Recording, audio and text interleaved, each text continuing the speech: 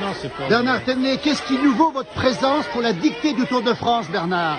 Parce que la municipalité de Saint-Gervais a émis le souhait que ce soit un ancien coureur du Tour de France qui vienne faire la dictée. Double vainqueur ouais, du Tour de France, on va le vainqueur. rappeler. Hein. Mais moi, je connais un petit peu, enfin, je fais une fois seulement par an, hein, mais ça doit faire 5 ou 6 fois que je fais ça. Ça me plaît bien, puis je suis heureux de voir que ça permettra de donner envie aux jeunes, au moins de se rendre compte aux jeunes élèves de ce qu'est le Tour de France, que le Tour de France est une course qui vient au-devant de chez eux, puisque le principe de la dictée, justement, c'est de reprendre un article qui est paru dans un journal, ou là, en l'occurrence, sur Internet avec une radio, qui relate le passage du Tour de France dans leur ville, dans leur village, dans leur contrée. C'est une façon de s'approprier le Tour de France, finalement. C'est une façon de montrer aux élèves que le Tour de France leur permettra de vivre un grand moment sans aller très loin de chez eux.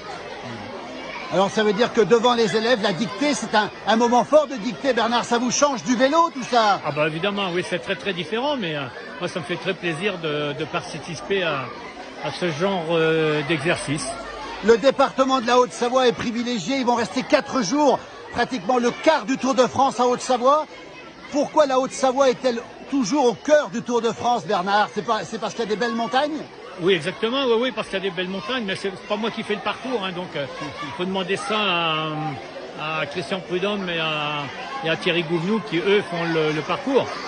Mais s'ils ont fait, c'est déjà parce qu'il y a des candidatures de villes, hein, parce que déjà pour qu'une ville puisse recevoir le Tour de France, encore faut-il qu'elle ait fait candidature.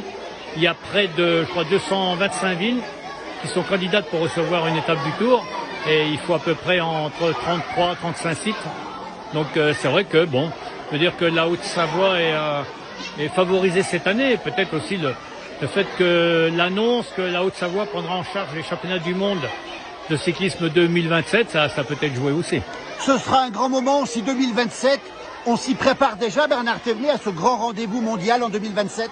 Oui, c'est dans 4 ans, mais il faut s'y préparer. Parce que ce sont des championnats du monde très spéciaux, puisqu'il y aura toutes les disciplines du cyclisme. Aussi bien sur la route, sur la piste, sur le BMX, le freestyle, tout ce qui existe en compétition reconnue par l'UCI en cyclisme. Toutes ces compétitions-là se dérouleront en Haute-Savoie en 2027.